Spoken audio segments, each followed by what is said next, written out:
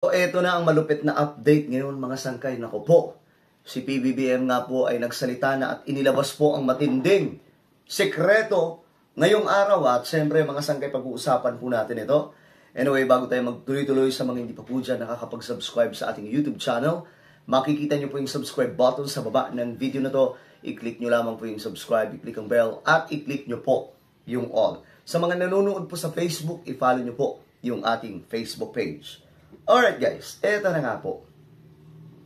Ito ang matinding nangyari ngayon nung si PBBM ay nagsalita na nga po tungkol po dito sa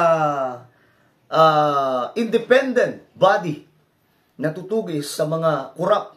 Abay mga sangkay, eto na. Pinangalanan na po ni Pangulong Bongbong Marcos.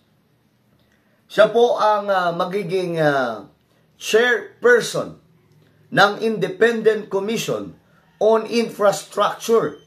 Siya po ay si Justice Andy Reyes. At ayon na po mga sangkay, sa mga lumalabas na impormasyon, ang taong ito ay mismong, kumbaga, bata pa po ni PRRD. So bakit, bakit siyang pinagkatiwalaan ni PBBM? No? So dito, mga sangkay, na-realize ko lang na talagang seryoso si Pangulong Bongbong Marcos na masok po itong katiwalian ngayon, mga sangkay. At ngayon, nakikita niya na mayroong magagawa itong mga ito. Kahit pa po, hindi niya kaalyado, mga sangkay. Kahit pa po, kita niyo si Benji Magalong, di ba? Kaalyado ba ni PBBM yan? Hindi, mga sangkay. Si Benji ay, kumbaga, sabi pa nga ng iba, sabi ni Trillanes, tuta daw po ni PRRD. Pero, bakit ganoon? Pinagkakatiwalaan ni PBBM. Tapos itong chairperson, tauhan daw po ito ni PRRD. Kumbaga, hindi naman tauhan na mga sangkay. Kumbaga, may favor galing po kay PRRD noon. Pero ngayon, mga sangkay, siya po ang mamumuno. Ito po yun, mga sangkay. Ayan, makikita po ninyo, siya po ay isang justice, no? Siya po ay si Justice Andy Reyes na itinalaga bilang chairperson ng Independent Commission on Infrastructure. Ito yung kasama niya, mga sangkay. Kasama niya sina dating DPWH Secretary Singson at Certified Public Accountant. Ito malupit, mga sangkay. Certified Public Accountant Rosana Pajardo. Ito, mga sangkay, kailangan po talaga ng professional dito. Yan nga ang butas, mga sangkay, sa ibang mga investigasyon o ibang hearing. Kasi nga po, wala naman po doon talaga yung professional pagdating sa pangangalkal ng mga ebidensya, pangangalkal ng kaperahan, mga sangkay. At ito talaga, may matinding bala si PBBM. Ito pa, ang malupit. Habang magsisilbi namang special advisor si Baguio City Mayor Benjamin Magalong. At itong taong to ay talagang malupit, mga sangkay. Isa pong investigador. So hindi po basta-basta itong taong ito. Ito nga po ang pasabog ni PBBM, mga sangkay. Tingnan po natin. Bakit daw kasi si Benji Magalong? Okay, ito yung mga pasabog. Una, pinangalanan ni President Bongbong Marcos si former Associate Justice Andres Bernal Reyes Jr. bilang chairperson ng Independent Commission. At Reyes, sabi po ni PBBM, Reyes, a very good record of honesty and fairness and a good record of being able to find justice for those who have been victimized. So may track record, mga sangkay, na pinangahawakan. Ito pa. Sabi dito, there have been questions as why. Ito, bakit daw? May mga tanong.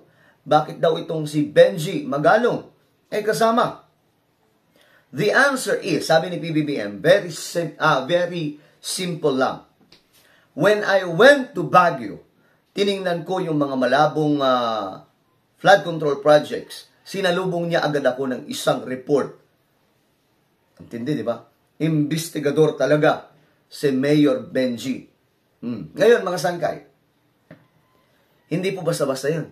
Na parang sinalubong lamang na wala lamang ni Benji Magalong na parang nagchismisan lang po sila. Hindi po. May mga hawak kasing dokumento si Magalong mga sangkay na kung saan nagpapatunay sa mga ghost project. Kasama pa po doon yung panahon ni PRRD, ni Tatay Digong Ira. Mga sangkay kung saan may mga, ito sinumbong na nga po niya ito kay Bunuan, yung sekretary ni PBBM na nasibak na. Mga sangkay, isinumbong pa po niya ito noong 2022. The problem is, mga sangkay, hindi po nakinig itong dating sekretary ni PBBM sa DPWH. Sabi pa nga po ni Magalong, dala-dala daw po niya yung tambak na mga ebidensya, mga dokumento. Pero mga sangkay, walang ginawa si Bunuan. Yung pala, mga sangkay, may ginagawa rin palang kalokohan. So, talagang investigador daw po talaga itong si Magalong. Sa madaling sabi, marami po itong taong ito makakalkal ngayon. Kaya sa mga loyalista dyan, na masyado pa rin tinatanong, sinasabi nila, aawayin daw nila si BBM kapag si Magalong ay tinuluyan po ni BBM na isama sa independent. Huwag niyong pakialaman ng presidente kung ano ang kanyang desisyon. Magtiwala kayo. Binoto niyo yan eh. Diba? Binoto natin yan. Ako nga, mga sangkay, diba? Minsan nga, napagkakamalan akong DDS dahil sa mga atake ng content ko. Kasi hindi po ako tulad ng iba na panatiko talaga na parang sumasamba, lumuluhod po talaga sa mga politicians. So ako, pag nakita kong may mali, kahit sa administrasyon, binabanatan po natin, mga sangkay. Di ba? May mga kasamahan din po tayong ganyan. Pero, mga sangkay, ako naman, open-minded ako pagdating sa mga bagay nito. Kahit po, kaalyado ni PRRD, basta may potential at mayroon pong magagawa, matulungan lamang po talaga itong problema natin sa korupsyon, sa mga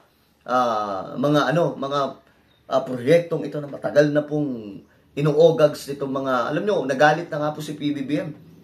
Sobrang galit niya, mga sangkay, na medyo mabigat na pong salita ang kanyang binitawan dito, dahil nga po, hindi na po talaga kaaya-aya, mga sangkay, itong mga nakikita po natin na flood control. At hindi lamang po flood control, kundi maging yung iba pang mga projects ng ating pamahalaan na talagang namang binababoy, pinaglalaruan, mga sangkay, ng kahit na sino mga politicians. Masyado po itong malalim, Kaya nga po si PBBM, nung itinanong siya kung anong masasabi mo sa mga demonstrations ng mga kababayan natin, ang sabi ni BBM, go ahead! Pumunta kayo sa kalsada. Magano kayo doon, magwala kayo. Pakita nyo yung galit nyo sa mga taong ito. Dahil nanggigigil pa po si BBM nang sabihin niya yun. Dahil talagang masasabi po talaga natin na binalahura ang ating bansa ng mga siraulong ito. Mga sangkay, nakakagalit po talaga. Biruin nyo, sabi nga po ni BBM, ba't ako magagalit sa kanila? Ako nga ang nag-umpisa neto na kalampagin ang lahat. Diba? Totoo din naman. Siya po talaga, kung mayroong leader ng protestang ito, si PBBM yun. Bakit? Siya ang nag-ungkat na ito. Walang protest, walang mauungkat ngayon kung hindi nagsalita si Pangulong Bongbong Marcos. Tama? Alright, ano po ang inyong opinion sa ating napag-usapan ngayon? Again, ito po yung malaking sekreto ni Pangulong Bongbong Marcos. Nakakalampag na yun sa mga lokong nangulimbat ng malawakang pera ng Pilipinas. Comment down below, huwag niyo pong kalimutan na i-subscribe yung ating YouTube channel.